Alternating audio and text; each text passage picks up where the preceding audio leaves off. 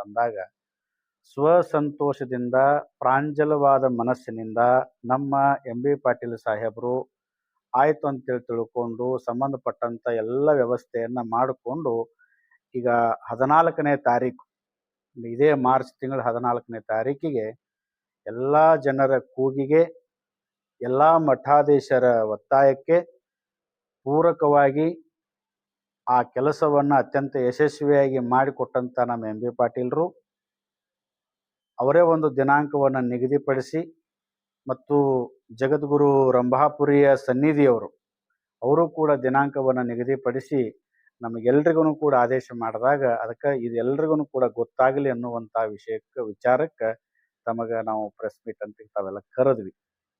ಆ ನಿಟ್ಟಿನೊಳಗೆ ಇದು ಭಾಳ ವಿಶೇಷವಾದಂಥ ಪೀಠ ಆಗ್ತದೆ. ಅಲ್ಲಿ ಧಾರ್ಮಿಕ ಚಟುವಟಿಕೆಗಳು ನಡೀತವೆ. ವೀರಶೈವ ಲಿಂಗಾಯತ ಸಮಾಜದ ಬಡ ವಿದ್ಯಾರ್ಥಿಗಳು ಅಲ್ಲಿ ವಸತಿಯನ್ನು ಮಾಡಬಹುದು. ಮತ್ತು ಇದು ನಮ್ಮ ವಿಜಯಪುರ ಜಿಲ್ಲೆ ಅಂತಂದ್ರೆ ಸ್ವಲ್ಪ ಪ್ರವಾಸಿ ತಾಣ, ಅಲ್ಲಿನೂ ಕೂಡ ಹೋಗಿ ಇರುವಂಥ ವ್ಯವಸ್ಥೆ ಆಗಬಹುದು. ಒಟ್ಟಾರೆ ಆ ಭವನ ಧಾರ್ಮಿಕ ಚಟುವಟಿಕೆಗಳಿಗೆ ಮೀಸಲಾಗಿರ್ತದೆ ಅನ್ನುವಂಥದ್ದು ಈ ಮೂಲಕ ತಿಳಿಸಿ ಮತ್ತೊಮ್ಮೆ ಅದಕ್ಕೆ ಶ್ರಮ ವಹಿಸಿರ್ತಕ್ಕಂಥ, ಅದಕ್ಕೆ ನಮಗೆಲ್ರಿಗೂ ಕೂಡ ಹೆಮ್ಮೆಯಾಗುವಂಥ ಪೀಠವನ್ನು, ಶಾಖಾ ಮಠವನ್ನು ಇಲ್ಲಿ ಸ್ಥಾಪನೆ ಮಾಡಲಿಕ್ಕೆ ಅವಕಾಶ ಮಾಡಿಕೊಟ್ಟಂಥ ನಮ್ಮ ಎಂ.ಬಿ. ಪಾಟೀಲರಿಗೆ ವಿಜಯಪುರ ಹಾಗೂ ಬಾಗಲಕೋಟೆ ಇಡೀ ರಂಭಾಪುರಿ ಪೀಠದ ಎಲ್ಲ ಭಕ್ತರ ಪರವಾಗಿ ನಾವು ಕೃತಜ್ಞತೆಯನ್ನು ಅರ್ಪಿಸ್ತಾ ಇದ್ದೀವಿ. ಜಗದಾದಿ ಜಗದ್ಗುರು ರೇಣುಕಾದಿ ಪಂಚಾಚಾರ್ಯರನ್ನ, ಬಸವಾದಿ ಶಿವಶರಣರನ್ನ ಸ್ಮರಣೆ ಮಾಡಿಕೊಳ್ತಾ ಪತ್ರಿಕಾಗೋಷ್ಠಿ ಸಮಾರಂಭದಲ್ಲಿ ಪಾಲ್ಗೊಂಡಿರುವಂಥ ಮಮದಾಪುರ ಶ್ರೀಗಳನ್ನ, ತಡವಲಗ ಶ್ರೀಗಳನ್ನ, ಗಂಗಾಧರ ಸಂಬಣ್ಣಿಯವರನ್ನ, ಸೋಮಯ್ಯ ಗಣಾಚಾರ್ಯವರನ್ನ ಹಾಗೂ ಆಗಮಿಸಿರುವಂತಹ ಎಲ್ಲ ಪತ್ರಿಕೋದ್ಯಮದರಲ್ಲಿ ಕೂಡ ಅನಂತ ಶರಣಾರ್ಥಿಗಳು. ಬಹುಶಃ ಈ ನಾಡು ಧಾರ್ಮಿಕವಾಗಿ ಬಹಳ ಶ್ರೀಮಂತವಾಗಿರುವಂಥ ನಾಡು. ಈ ನಾಡಿಗೆ ತನ್ನದೇ ಆಗಿರುವಂತಹ ಇತಿಹಾಸ ಇದೆ. ಆ ಇತಿಹಾಸಕ್ಕೆ ಸಂಬಂಧಪಟ್ಟಂತ ಈ ರಾಷ್ಟ್ರೀಯ ಪೀಠಗಳಲ್ಲಿ ಪಂಚಪೀಠಗಳು, ಪ್ರಾಚೀನ ಪೀಠಗಳು ಅಂತ ಕರ್ಕೊಂಡ್ಬರ್ತಾರೆ. ಆ ಪ್ರಾಚೀನ ಪೀಠಗಳಲ್ಲಿ ಮೊದಲನೇದೇ ರಂಭಾಪುರಿ ಪೀಠ. ರಂಭಾಪುರಿ ಪೀಠ ಜಗದ್ಗುರು ರೇಣುಕಾಚಾರ್ಯ ಸ್ಥಾಪನೆ ಮಾಡಿದ್ದು. ಬಹುಶಃ ಆ ಶಾಖಾ ಮಠಗಳು, ಬರೀ ರಂಭಾಪುರಿ ಪೀಠಕ್ಕೆ ಸಂಬಂಧಪಟ್ಟಂತ ಶಾಖಾ ಮಠಗಳೇ ಇಡೀ 2-3 ರಾಜ್ಯಗಳಲ್ಲಿ ನೋಡಿದ್ರು ಕೂಡ ಒಂದು 12,000 ಶಾಖಾ ಮಠಗಳು ಹೊಂದಿದೆ ರಂಭಾಪುರಿ ಶಾಖಾ ಮಠ.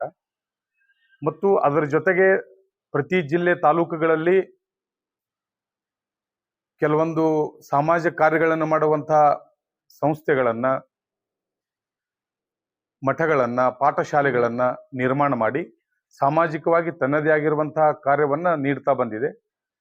ಬಹುಶಃ ನಮ್ಮ ವಿಜಾಪುರ ಜಿಲ್ಲೆಗೆ ಸಂಬಂಧಪಟ್ಟ ಹಾಗೆ ಅಖಂಡ ವಿಜಾಪುರ ಜಿಲ್ಲೆ ಒಂದು ಕಾಲದೊಳಗ ಪಂಚಪೀಠಗಳಿಗೆ ಜಗದ್ಗುರುಗಳು 5 ಮಂದಿ ವಿಜಾಪುರ ಜಿಲ್ಲೆದವರೇ ಆಗಿದ್ರು.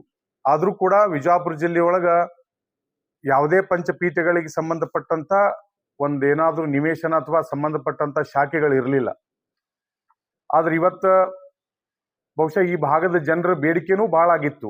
ಏನಾದ್ರೂ ಒಂದು, ಯಾಕಂದ್ರೆ ಒಂದ್ಸಾರಿ 2006ರಲ್ಲಿ ಪಂಚಾಚಾರ್ಯ ಯುಗಮಾನೋತ್ಸವ ಅಂತ ತಿಳ್ಕೊಂಡು ಬಹಳ ದೊಡ್ಡ ಪ್ರಮಾಣದೊಳಗೆ ಇಲ್ಲಿ ಕಾರ್ಯಕ್ರಮ ಆಗಿತ್ತು 2008ರಲ್ಲಿ. ಆ ಕಾರ್ಯಕ್ರಮದ ನಂತರದೊಳಗ ಪಂಚಪೀಠಗಳಿಗೆ ಸಂಬಂಧಪಟ್ಟಂಗ ಅಥವಾ ಯಾವುದೇ ಒಂದು ಪಂಚಪೀಠಗಳಲ್ಲಿ ಇರುವಂತ ಒಂದು ಪೀಠಕ್ಕೆ ಸಂಬಂಧಪಟ್ಟಂತದ್ದು ಏನಾದ್ರೂ ಒಂದು ಸಂಸ್ಥೆ ಇಲ್ಲಿ ಆಗ್ಬೇಕು, ಒಂದು ನಿವೇಶನ ಆಗ್ಬೇಕು ಅನ್ನೋಂಥದ್ದು ಬಹು ಜನರ ಕನಸಾಗಿತ್ತು, ಬಹು ಮಠಾಧೀಶರ ಇಚ್ಛೆನೂ ಆಗಿತ್ತದು. ಆದ್ರ ಸಕಾಲ ಅಂತ ಅನ್ಕೊಂಡಾಗ ಈಗ ಆ ಸಂದರ್ಭ ನಮಗೆ ಕೂಡಿ ಬಂದು ಒದಗಿದೆ. ಬಹುಶಃ ಮೊನ್ನೆ ಉಸ್ತುವಾರಿ ಸಚಿವರು ಎಂ.ಬಿ. ಪಾಟೀಲ್ ಸಾಹೇಬರು ನಮಗ ಆ ಒಂದು ಸಂಸ್ಥೆ ನಿರ್ಮಾಣ ಮಾಡೋ ಸಲುವಾಗಿ ಬಹಳ ಅನುಕೂಲತೆಗಳನ್ನು ಮಾಡಿಕೊಟ್ಟಿದ್ದಾರೆ. ಬಹುಶಃ ನಾವೆಲ್ಲ ಭಾವಿಸ್ಬೇಕು, ಬಾಳೆಹೊನ್ನೂರು ಅಂದ್ರೆ ಮಾನವ ಧರ್ಮಕ್ಕೆ ಜಯವಾಗಲಿ, ಧರ್ಮದಿಂದಲೇ ವಿಶ್ವಕ್ಕೆ ಶಾಂತಿ ಅನ್ನುವಂತ ಸಂದೇಶವನ್ನು ಕೊಟ್ಟಂತ ಪೀಠ. ಆ ಪೀಠ ಈ ನಮ್ಮ ಜಿಲ್ಲೆಯಲ್ಲಿ ಹಲವಾರು ಕಾರ್ಯಕ್ರಮಗಳಲ್ಲಿ ಬಂದು ಪಾಲ್ಗೊಳ್ತಾರೆ. ಆದ್ರೆ ಈ ವಿಜಾಪುರ ನಗರದಲ್ಲಿ ಒಂದೇನಾದ್ರೂ ಆ ಪೀಠಕ್ಕ ಒಂದು ಸಂಬಂಧಪಟ್ಟಂತ ನಿವೇಶನ ಆಗ್ಬೇಕು ಅನ್ನುವಂತ ಉದ್ದೇಶವನ್ನು ಇಟ್ಕೊಂಡು ನಾವೆಲ್ಲ ಅದರ ಪೂರ್ವ ನಿಯೋಜಿತವಾಗಿ ಸ್ವಲ್ಪ ಕೆಲವೊಂದು ಚರ್ಚೆ ಮಾಡಿದಾಗ ಈಗ ಅದಕ್ಕೆ ಜಾಗದ ಅನುಕೂಲತೆಗಳಾಗಿದೆ.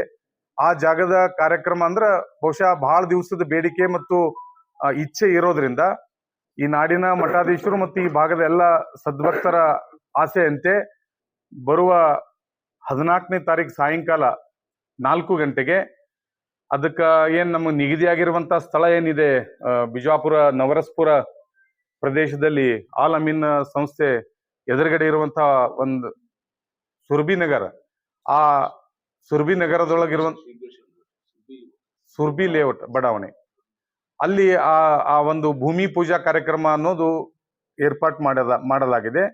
ಬಹುಶಃ ಆವತ್ತಿನ ದಿನಮಾನದೊಳಗ ನಾಡಿನ ಎಲ್ಲ ರಂಭಾಪುರಿ ಜಗದ್ಗುರುಗಳು ಸಾನ್ನಿಧ್ಯವನ್ನು ವಹಿಸಲಿದ್ದಾರೆ. ಆ ಭೂಮಿ ಪೂಜಾ ಕಾರ್ಯಕ್ರಮದ ಅಧ್ಯಕ್ಷತೆಯನ್ನು ಉಸ್ತುವಾರಿ ಸಚಿವರಾಗಿರುವಂತ MB ಪಾಟೀಲ್ರು ವಹಿಸಿಕೊಳ್ಳಲು ಇದ್ದಾರೆ. ಮತ್ತು ಜಿಲ್ಲೆಯ ಮತ್ತು ಸುತ್ತಮುತ್ತಿರುವಂತಹ ಕೆಲವು ಜಿಲ್ಲೆಗಳಿಂದ ಎಲ್ಲ ಮಠಾಧೀಶರು, ನಮ್ಮೇನ್ ಶಾಖಾ ಮಠ ರಂಭಾಪುರಿ ಪೀಠದ ಶಾಖಾ ಮಠಾಧೀಶರಾಗಿರ್ಬೋದು, ಇನ್ನಿತರ ಎಲ್ಲ ಬೇರೆ ಬೇರೆ ಎಲ್ಲ ಪರಮ ಪೂಜ್ಯರು, ಸುಮಾರು 100 ರಿಂದ 150 ಜನ ಸ್ವಾಮೀಜಿಯವರು ಆ ಕಾರ್ಯಕ್ರಮದೊಳಗೆ ಪಾಲ್ಗೊಳ್ಳಲಿದ್ದಾರೆ. ಬಹುಶಃ ಜಿಲ್ಲೆಯ ಜನತೆ, ಬೇರೆ ಬೇರೆ ಪ್ರಾಂತ್ಯದೊಳಗಿರುವಂತಹ ಪೀಠಾಭಿಮಾನಿಗಳು ಎಲ್ಲರೂ ಕೂಡ ಆ ಕಾರ್ಯಕ್ರಮದೊಳಗೆ ಪಾಲ್ಗೊಳ್ಳಲಿದ್ದಾರೆ. ಬಹುಶಃ ಬಹಳ ದಿವಸದ ಬೇಡಿಕೆ ಆಗಿರೋದ್ರಿಂದ ಅದು ಬಹಳ ವ್ಯವಸ್ಥಿತವಾಗಿರುವಂತ ಕಾರ್ಯಕ್ರಮ 14ನೇ ತಾರೀಕಿಗೆ ನೆರವೇರಿಸಬೇಕು ಅನ್ನುವಂತ ನಿಶ್ಚಯ ನಾವು ಮಾಡಿದ್ದೇವೆ. ಈ ಭೂಮಿ ಪೂಜಾ ನಂತರದೊಳಗೆ ಅಲ್ಲಿ ಈ ಭಾಗದೊಳಗೆ ಯಾರೇ ಮಠಾಧೀಶರು ಬಂದ್ರು ಅವರಲ್ಲಿ ಸುಸರ್ಜಿತವಾಗಿ ಸ್ನಾನ, ಪೂಜೆ, ಪ್ರಸಾದ ಅನುಕೂಲ ಆಗುವಂತಹ ದೃಷ್ಟಿ ಮೊದಲನೇದು. ಎರಡನೇದು, ಧಾರ್ಮಿಕ ವಿಧಿವಿಧಾನಗಳನ್ನ ನಮ್ಮ ವೀರಶೈವ ಸಮುದಾಯದ ಮಕ್ಕಳಿಗೆ ತರಬೇತಿ ಕೊಡುವಂತ ಒಂದು ಪಾಠಶಾಲೆ ಮಾಡಬೇಕನ್ನುವಂತ ಉದ್ದೇಶ ಕೂಡ ಇದೆ ಜಗದ್ಗುರುಗಳು. 5 ರಿಂದ 6 ಸಾವಿರ ಸ್ಕ್ವೇರ್ ಫೀಟ್ ಜಾಗ.